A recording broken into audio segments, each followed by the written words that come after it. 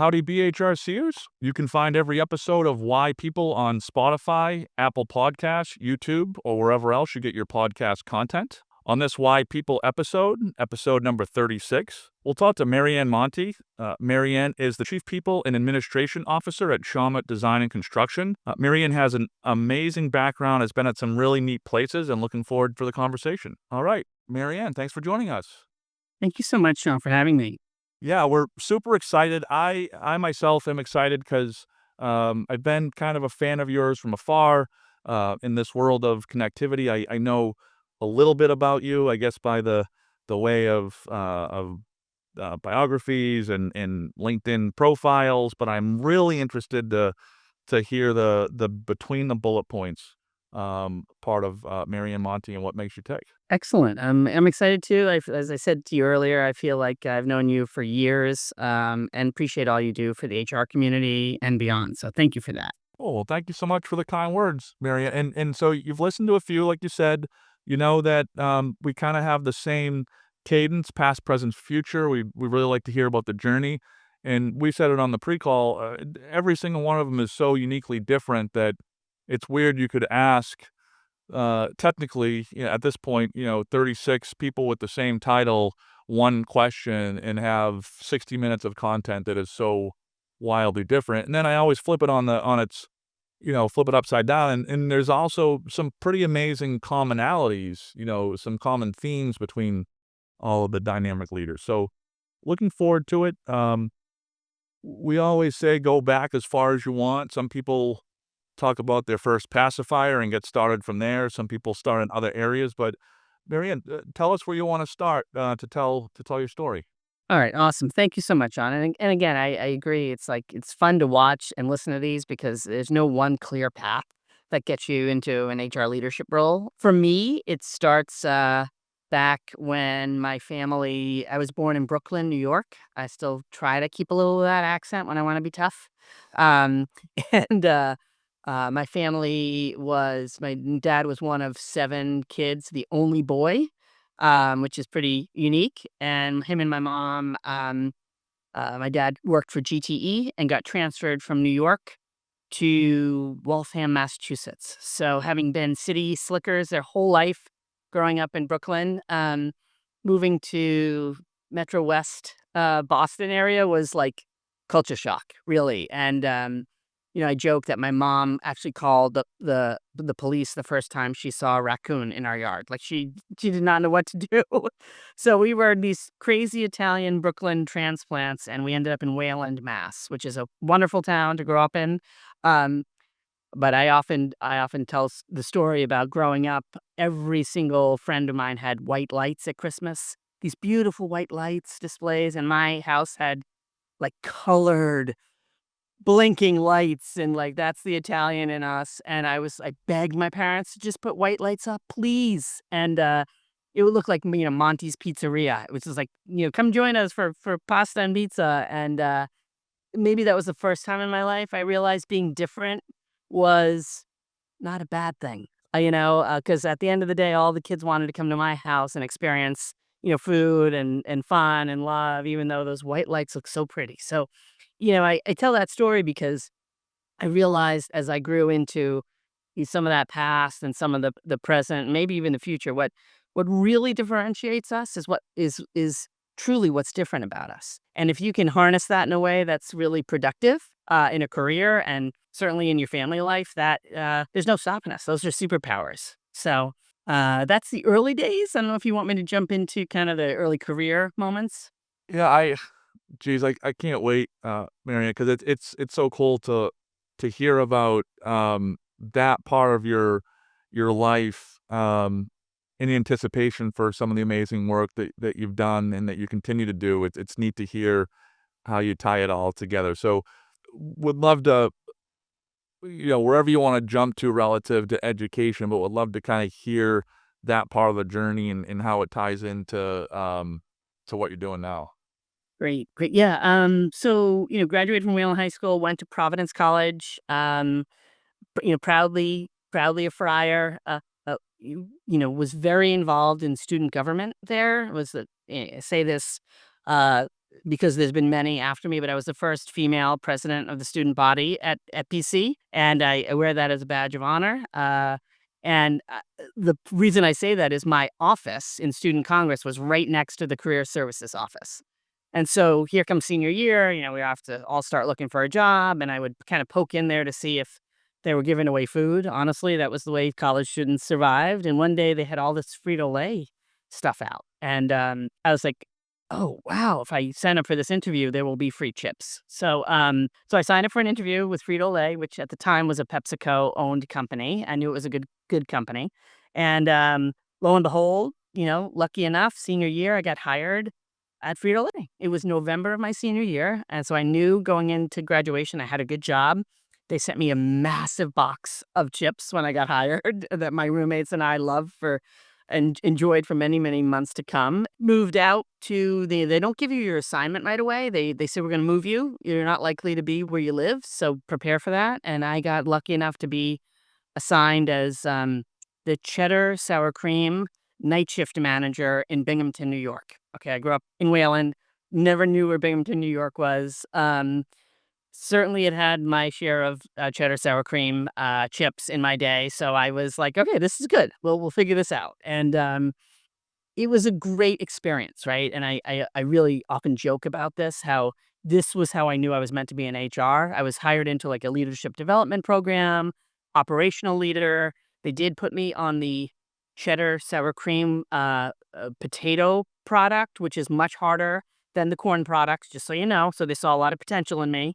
Um, and they put me on the night shift, which was equally daunting because none of the real higher ups are there from 8 p.m. to 8 a.m. So you're kind of on your own. It's you and your team of, potato peelers, potato packers. So it was sort of this weird, like, feather in my cap early in my days. And I wasn't an engineer. Most of who they hired were engineering majors. They've hired a few of us. I was a political science major who they thought had potential in the outside of the engineering space. So spent spent about 18 months as the cheddar sour cream night shift manager. I got 60 plus employees on my lines.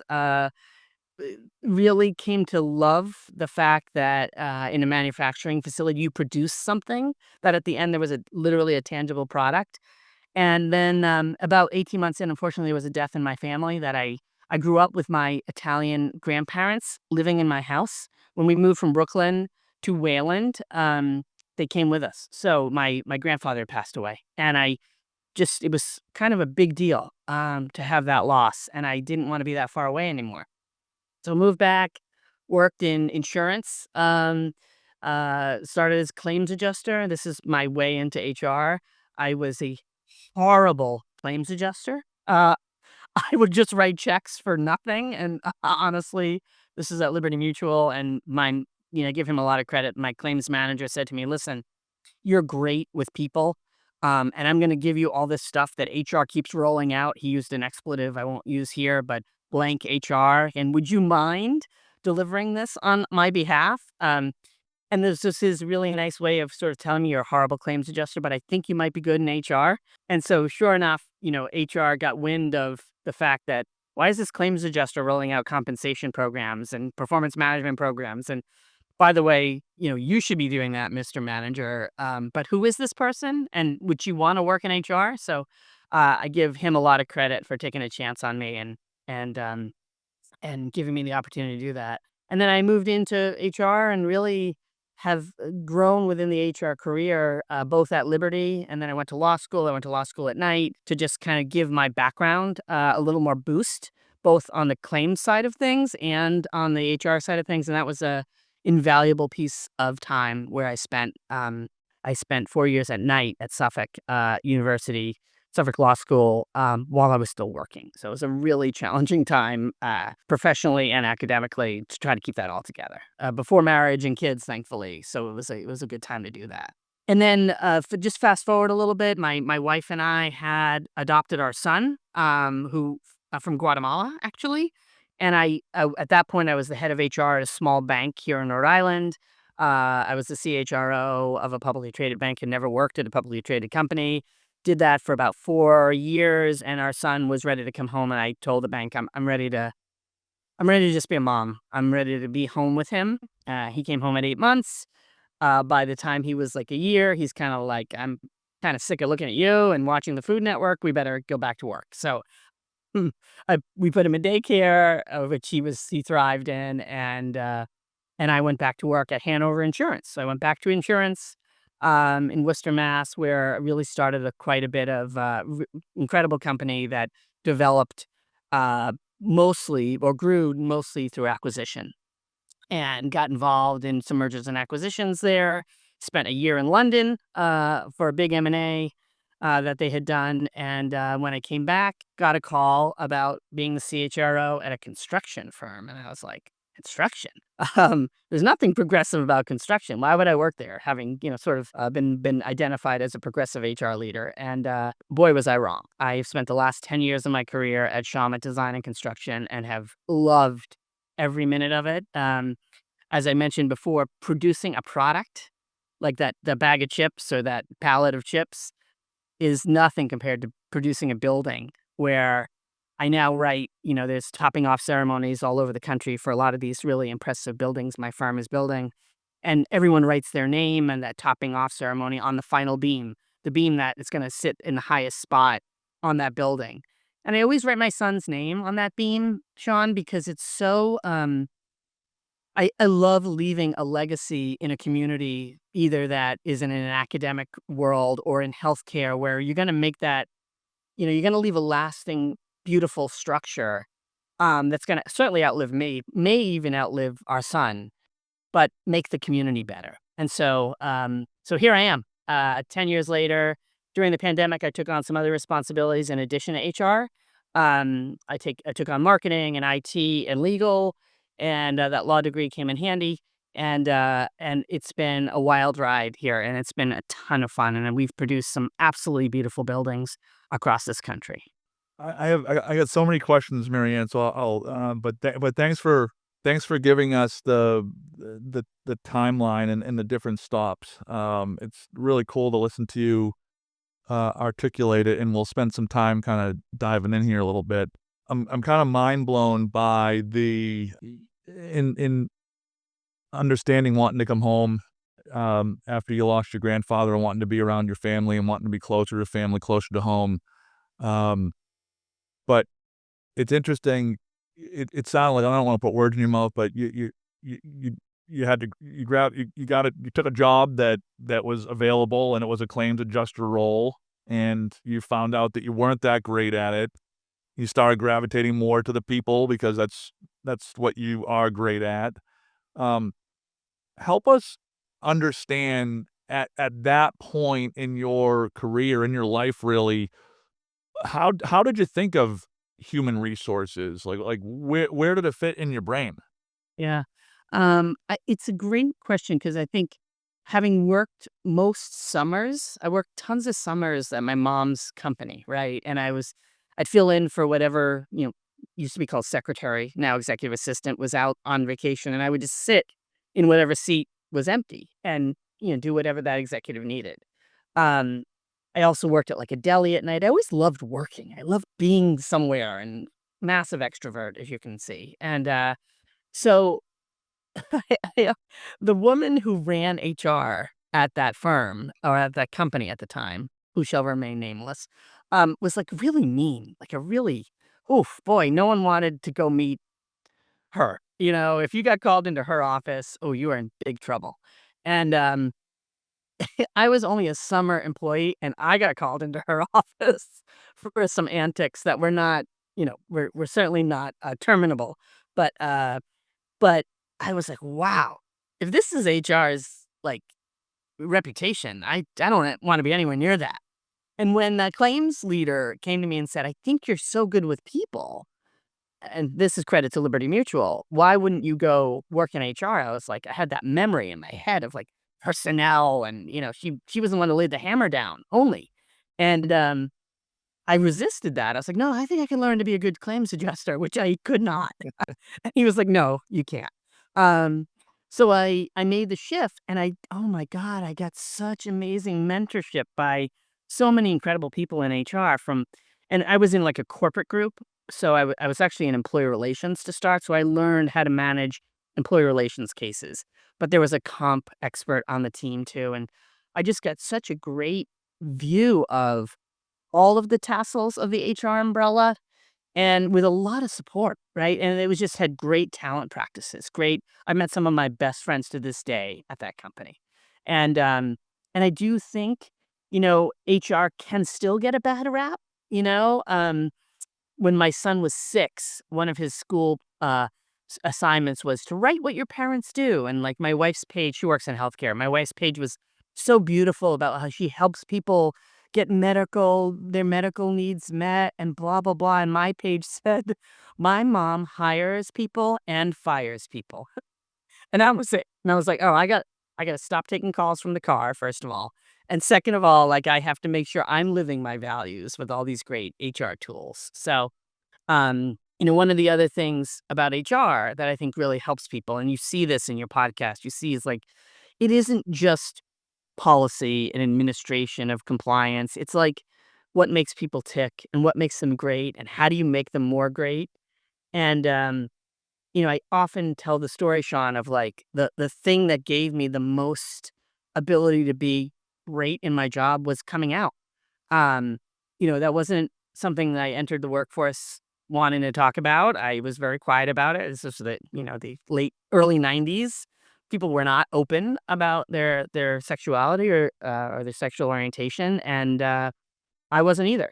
And it wasn't until I actually was able to be open about that my career took off. And we talked a lot in HR about authenticity and how being authentic and try to be like, transparency and authenticity. Like people know immediately if you're relatable. So if you're not being totally, honest with them about not just who you are, but how you think and why you think that way, that's really when I think HR leaders are exceptional, is when they can bring their best self to work, their full self to work. Because sometimes you do have to lay the hammer down, as we all do. But if you can do that in a way that's like kind and authentic, um, and truthful, then I think that goes a long way. And that was a really long-winded way to answer your question, but I'm sorry about that. No, I'm glad that you took all the wind that you needed, Marianne, 'cause I appreciate you sharing about coming out and how it felt relative to your career. What really stood out when you went through your timeline, and I've never worked at any of these organizations, but I know them, at least in the general kind of Boston marketplace, to be really strong organizations relative to how they think of people. And Mm. so my question, if you wouldn't mind expanding a little bit on that time in your career, when you did come out, how did you think about it? What gave you the courage, the comfortability, the platform to do it? Like, how did you arrive there? Yeah, it's such a it's a good question. I think now, like, God, almost 30 years later, how it's so not an issue for people, but it could be. It is still an issue for people, and depending on the political climate, it can be very favorable or maybe not so favorable. For me, it was like I said, back in the early 90s, and I finally met somebody who's now my wife of 28 years. To like that it was worth it to take the risk. That as I joked about that crazy Italian family early on, while super loving, maybe wasn't going to totally embrace this too. So if I was going to leap, I was going to leap hard with her. And not only can I tell you now that my mom, my father's since passed, but just adores my wife. Oh, probably a little bit more than me, honestly, because she'll do whatever she's asked. But now, my workforce, right? The people I work with, it's the place where I start always. Like I will tell you, I've been on interviews, again, employers who shall remain nameless, where, if I start there, they're a little, this was in the 90s and even into the 2000s, they're a little taken aback that I bring it up. And always wondered why. Like what I said to them, whether I was offered a job or turned it down or didn't get a job was like, if you don't know all of me right out of the gate, you're gonna wonder why I wasn't truthful and transparent if you do hire me. And so that mantra was like, I want to show you all of who I am because you're going to get all of this when you do hire me, and you're going to get the best, I think the best HR leader that I could bring with that. And it may or may not fit your culture, but God, what a miss. I mean, this sounds really cocky. It's not meant to, but like, what a missed opportunity if you don't at least think about it. Like, give it a try, right? Again, I've been really lucky to not have to pursue a lot of like a lot of interviews or careers on or career jumps on my own. I've been pursued, but if I'm not honest about that out of the gate, then I always worry someone's going to scratch their head and say, "Oh, did she mention her partner at the time, now wife?" So it is still a thing. I am lucky enough to be around a lot of great young talent in and outside of HR, and I want them to see somebody who is open and comfortable, so that if they want to come out or be a woman, a female executive, like they see somebody who says, I not that I want to be just like that, but I see how she did it. She did it with authenticity and hopefully with some humor once in a while. It goes a long way as well. Yeah. I love what you said, Marianne, about authenticity, about how you can just kind of feel it if it's there or if it's not, right? Like you can just in general conversation, you use the word relatability. Like you could tell if someone's not feeling like sharing. You can just tell, and if you're having a sandwich with someone, if you're shooting the breeze, like whatever the heck, you can either feel like this person is comfortable talking to me about everything, or a lot of things, or that they're not. And geez, with just how much is going on in the world and what all of our companies are trying to do, it seems like a hard thing to do without the team showing up, with all of themselves at work. And we often say at Shawmut, like our clients get the best product if we bring our best selves to work, right? And one of the things we talk about, is I never thought in construction would be the place where we had the opportunity to do the most progressive HR programs, from inclusion to DEI to whatever we want to call it at the moment. Like, um, really letting people be who they are, and be noted and received for those things that make them different. Back to those blinking colored lights, right? That is really what makes you unique. What sells a product, a chip, or what sells a building, is being able, no matter what your background is, right? I want to know who you are. Kind of like why this podcast is so cool. It's like, show me who you are and show me how that's made you successful. So Yeah. we want that for all of our employees at Shawmut, and I think we've been really successful at that, especially as an ESOP. We're 100% employee owned, so every owner gets the chance to bring their best selves to work every day, which I love about the company. Yeah, well, it's neat. We'll talk about the construction industry a little bit later because I'm really fascinated. You're the first construction executive we've had on, so I'm gonna ask you some questions. But I think you're spot on, Marianne. I grew up in a small construction family, actually, and it's still in existence, a subcontractor for a lot of Shawmut projects. We do concrete foundations, and you're spot on about that the group of people that works for my family and with my family. I think, well, I know I was on a job site most of my young kind of adulthood. They don't like being labeled as construction workers because they feel like it gives them some narrowed idea. And these are some of the brightest, most creative, most, broad from a thought and idea perspective people I know on this earth. And I love what you said, kind of the agency that a lot of them are seeking because they just happen to be good at this construction stuff. It's so true. I again, my own bias when I got the call from the recruiter on coming to Shawmut was, I was like, what? Like, I don't look good in a hard hat. Like, there's no way I'm doing this, right? And you'll probably cut this out, but like, I was like, are you only calling me because I'm a lesbian? Like, why am I being called for this job? Right? And she was like, stop it right now. She's become a friend, and she's a wonderful, wonderful recruiter in our industry. But she's, well, I say that because like I had this stupid biased view of the industry, right? And oh my God, was I so wrong? Like, obviously, A, every woman here is not a lesbian. B, within an industry that's only 10% female, we are 35% female because we see that differentiates us in a way to our clients that women tend to be a little more risk averse. And in construction, that's a good thing. Very good thing. They tend to think differently about the project. Women who are entering STEAM and STEM programs just excel because that view the industry's never had as much of that differing view. And for our clients, and Shawmut builds a lot of things, places like Harvard and MIT and a lot of luxury retail and hospitality.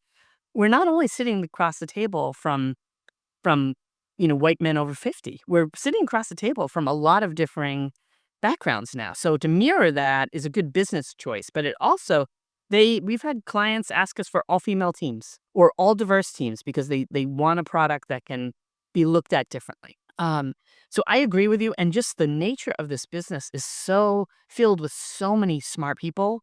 From a safety standpoint, you've got to be really thoughtful and logical about how you're going to plot out a job safely.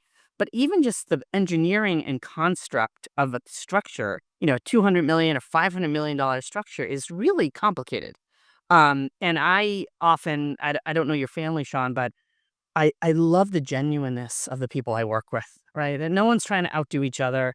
No one's trying to be the smartest person in the room. We're all here to build the best product for our client, and to do that as an owner, an ESOP, an owner occupied, job site is pretty impressive, and I've just come to love it. I love manufacturing. I love Frito-Lay, and I love the product, but I also think as many stints in banking and insurance in my time there, it's just a different value proposition when you leave, like I said, you leave a community or a college or a university campus better than you found it. That's a wonderful feeling. Yeah. I'm not gonna get us stuck in construction yet, Marianne, because I could talk forever about it, and I know it sounds like you could too. We'll come back a little bit later. I'm really fascinated, and you went through it fast, and I feel like maybe intentionally, but I'm gonna slow you down a little bit. Help us think about this getting grabbed out of claims adjustment office to chief people and administration officer at Shawmut. I mean, that's a pretty long journey.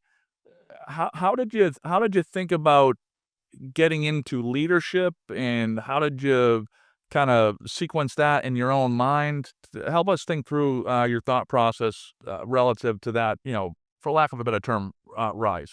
I Just like I had trepidation to make the leap from what I was currently doing that I knew into something I didn't know is like I do think the best HR leaders are ones that are always growing and learning something new, right? And I so not being scared to take the leap was the first thing, and I coach young talent in this space all the time. Like, seek the thing out that seems hard because you'll learn so much more, right? And going to law school at night was like, "Oh, do I really wanna do this?" Like, it seems like this could be really hard, and it was. I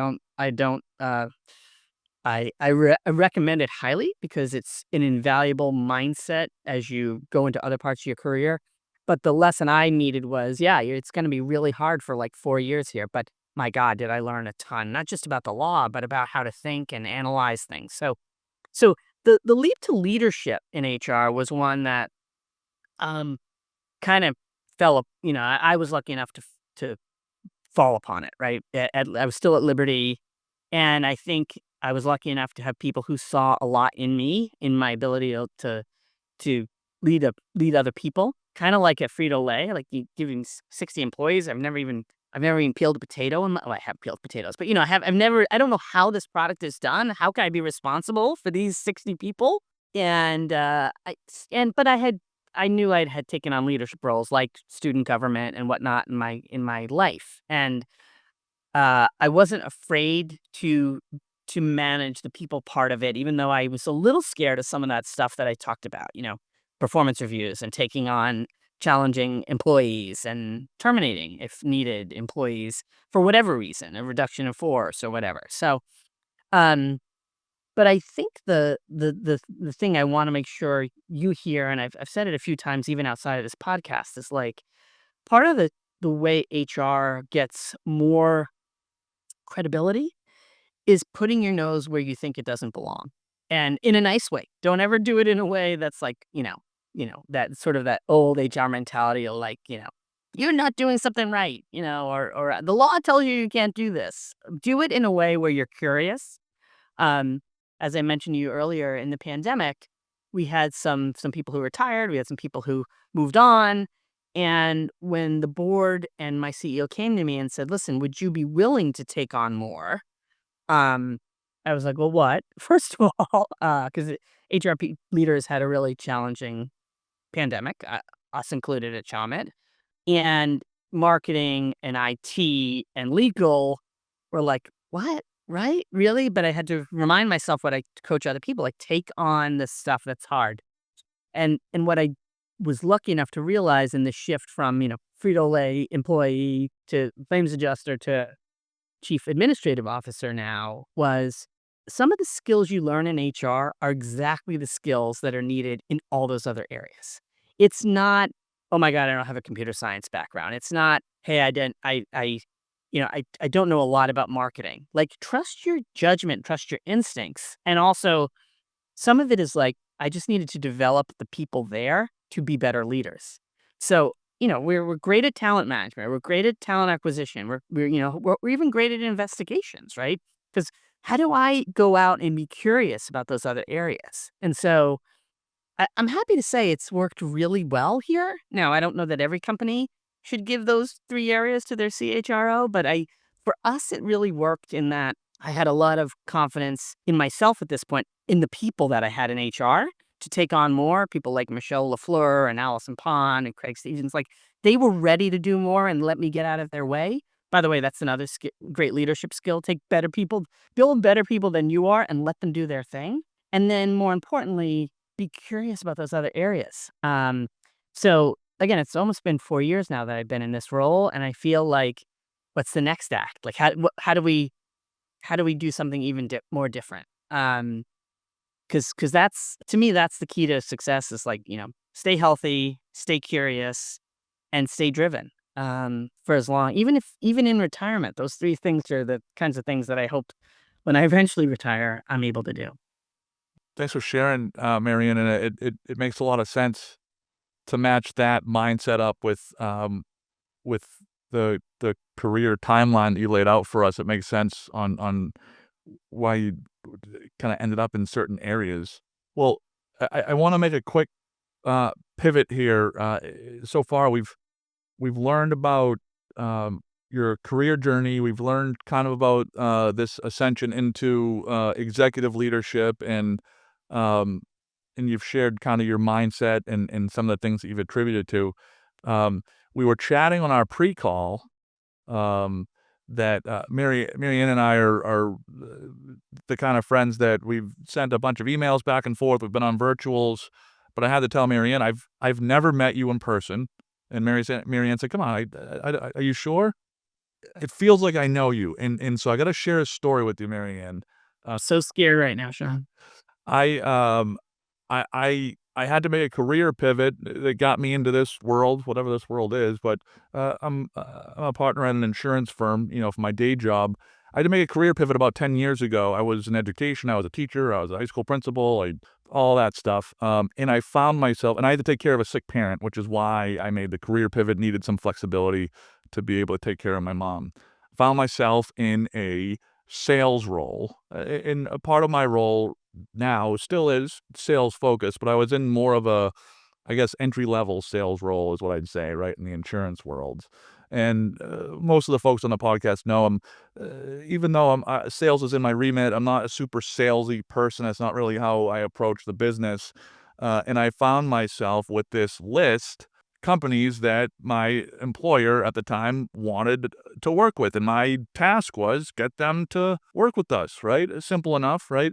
And so there was a playbook and say this and say that and build this email out. And I couldn't get on board. It wasn't who I was. So I wrote this really authentic note and basically said, hey, I got to be honest. I don't know anything about Shawmut other than I worked on a couple of job sites with my family when I was younger. I don't know anything about your benefits or you or what you value, but I'd love to learn, if you're ever open to it, from Sean. And, of that list, right, you could imagine how many of those notes got responded to, right?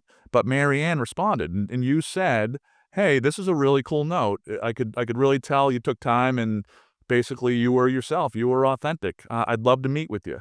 Um, we weren't able to get it on the calendar. We bounced it back a bunch of times or whatever the heck, and I don't know. There's probably some other sales podcast I could listen to on how that's not right or whatever. But that's where you know me from, Marianne, and Wow.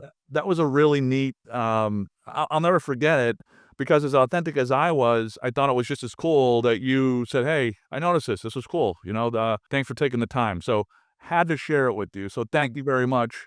10 years ago, early on in my career, those little things, mean a lot. Well, it's so nice of you. Thank you so much for sharing that, Sean. I don't know if I've been as kind to every to every person who's reached out. We get a lot of that, as you know, but I do think like if you can't go back to that time in your career where like you're just trying to get the next thing or the next step, whether it's sales or something else, like we're out of touch, right? Like if I'm not out of touch with someone who's trying to reach out and say, "Hey, would you take a meeting?" Then I shouldn't be doing this anymore. Like that's my feeling is like I don't ever want to be that person who sits in an ivory tower and feels like I'm not taking that call. I'm not like, come on.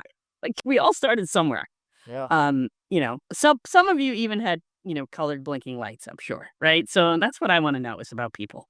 A question. We'll spend the last, 5 or 10 minutes talking about the future, but one spot I wanted to stop on because a lot of your peers have shared this, but it's always been a little bit different. So I'm really interested about your unique experience, and you've touched on it. And I know personally, I was in a different career where I don't want to say I was forced, but from a licensure standpoint in the Commonwealth to be a principal or a assistant superintendent, which was my background, you had to go get your degree. So I have an MBA and an MPA, and they're not law degrees, but they were done at night, in between meetings and feedings and sleepings and baths and uh, I'll tell you, they maybe got my A minus work because of how much capacity I had left. But you shared that you went back and you got your law degree. What was it about where you were at? I was forced to. I had to get these licenses, and my wife's on the other side of that door, and she's like, "They're going to pay you how much to do the next job? Okay, go get that degree," right? Like, what was it about where you were at that made you say, "Okay, this is something I need or something I want at this point in time"? It was really 2 things. So, I started thinking about it when I was a claims adjuster, right? When I was in that job where I was not very good at what I was doing, like, I might need to do something else here. So, it started with the motivation of, like, what else could I do? I'd always been interested in, like, justice and like, personal, just a huge fan of watching those types of shows and, like, could I go to law school? Um and, when you go to PC, there's, like, a preponderance of people who go to PC and then Suffolk Law School. So Suffolk was where I would go, right? But it was also when you're a claims adjuster, you're dealing with lawyers. You're settling lawsuits with lawyers. And that was where I was a little like, "Okay, they're smart, but not like, I could be that smart too," right? So I think people are daunted with the thought of, like, "Oh, you've gotta be so smart to go to law school." Like, you do, but you don't have to be like, exceptional like, you have to just put the work in and understand and broaden your brain to think about new concepts. So, that was the motivation. What I hadn't thought about is what we just talked about, which is, like, it's a ton of work, and, met my wife when I was in my 2nd year there. So, the last 2 years of she was very supportive of, like, "You gotta finish, you gotta this is" "we'll get through this together." So, I was lucky to have her, but I didn't have children at the time, and that was also I commend you. Like, how do you do all those things? But God, I always feel like education is never wasted. Like, even if it's just a conference or you're learning something online, like, I think just that idea of expanding your brain in ways that, like, will force you to think a little bit differently is so valuable, especially as a leader, especially as an executive. I joke with my CEO all the time, like, my job is to bring a new idea to you often, right? And sometimes it's to tell you that's not a good idea. So I want to be able to say that in a way to him where I'm educated about it. Like, not just my own feeling, but like, here's a reason why I wouldn't do this. Here's some thinking behind that idea or that approach. So as I said earlier, I really just hope I continue to want to be that continuous learner we talk about in HR, but really live that as well. I love hearing you talk about it, Marianne, and help me remember, I thought I wrote it down, but now I can't find it, which is more my problem than anyone else's, but where were you when you started law school? Like, Yeah, so year? by that point, I was at Liberty Mutual in my early HR role.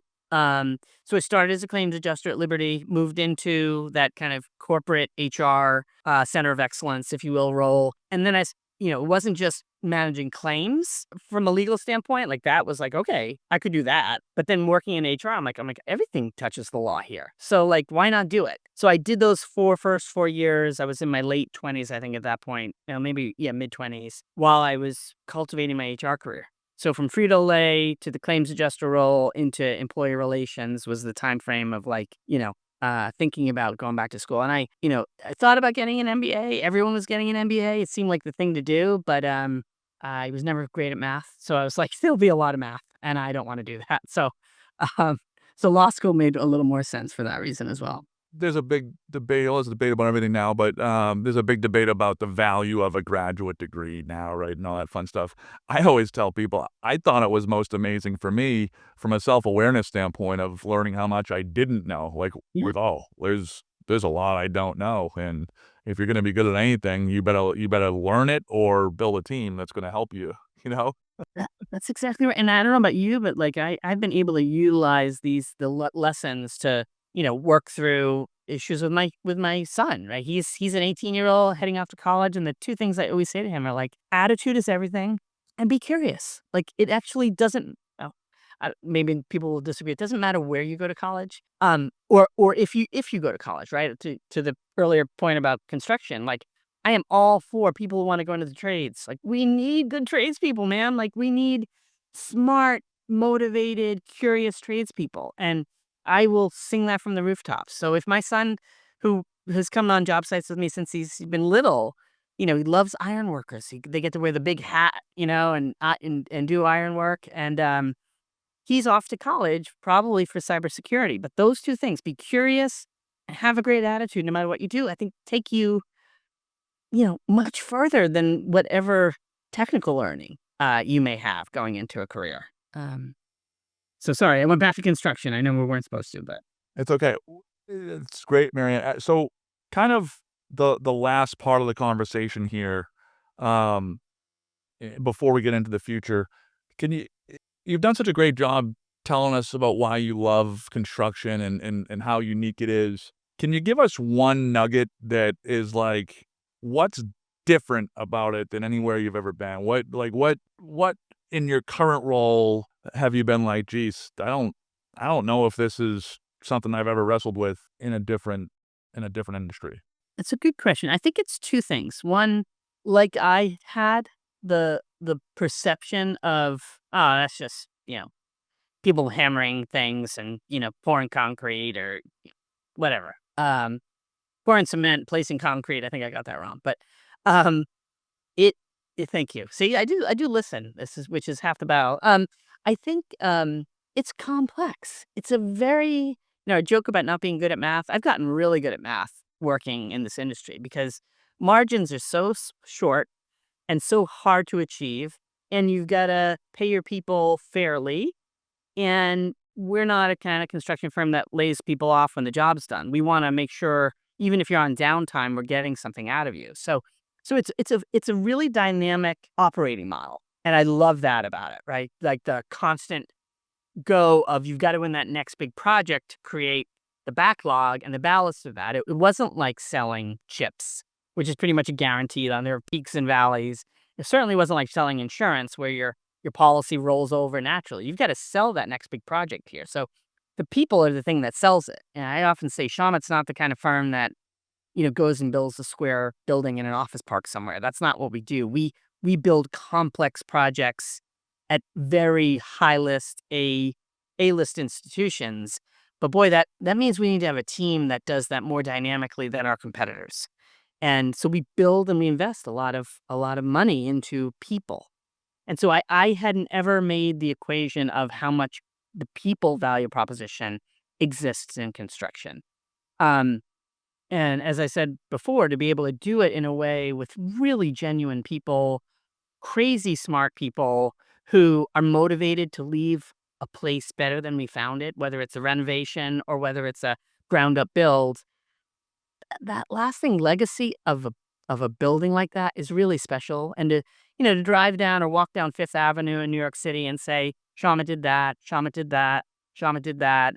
We're about to do that. That's that, I have a sense of pride about that. And knowing that my son's name's on the top of a bunch of these buildings I hope you can feel it. I have an enormous amount of, as I said, pride in what our people do and how we do it. And to me, that's the big differentiator for Shawmut.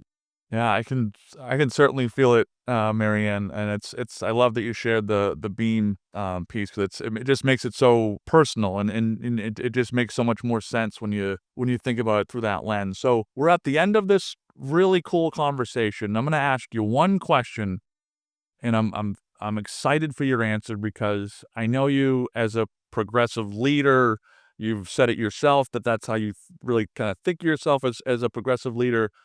When you think of the future of HR and people, what are you thinking about right now? What are we gonna be doing, talking about in 3 years from now? Is it gonna be different? Yeah, I think such a good question. I actually think of this a lot. I think it's how do we leverage AI to make our jobs easier, but our thinking broader. I read a great article by Chip Houghton recently, who was a former colleague at Liberty Mutual, and was proud to see him highlighted like that. It talked about how leadership development in the AI world is going to be an interesting intersection, for lack of a better way to talk about it. And I've been thinking about it ever since. There's so many new tools and products that are out there. It doesn't even exist what we'll probably use right now. But clearly, we used to talk about how HR leverages data. um, like, obviously, we've all leveraged data in our time together, if you're at any point in your career in the last 20 years. But AI and leveraging that kind of data and how that helps people identify where their skill set is strong or maybe it's not strong is going to be really interesting. And then I think the other is just good hygiene, which is like still focus on the people. No matter what industry you're in, no matter how big your company is, whether it's like a $200 million company or a $2 billion company like Shawmut or 200 billion, like it's still people still matter in all of this. And yeah, there'll be more technical, experience coming our way for sure. But at the end of the day, it's like I said, it's people that build that building and or build your product or build your algorithm or whatever it is you work in. People will still matter, and so HR and better leaders will matter even more.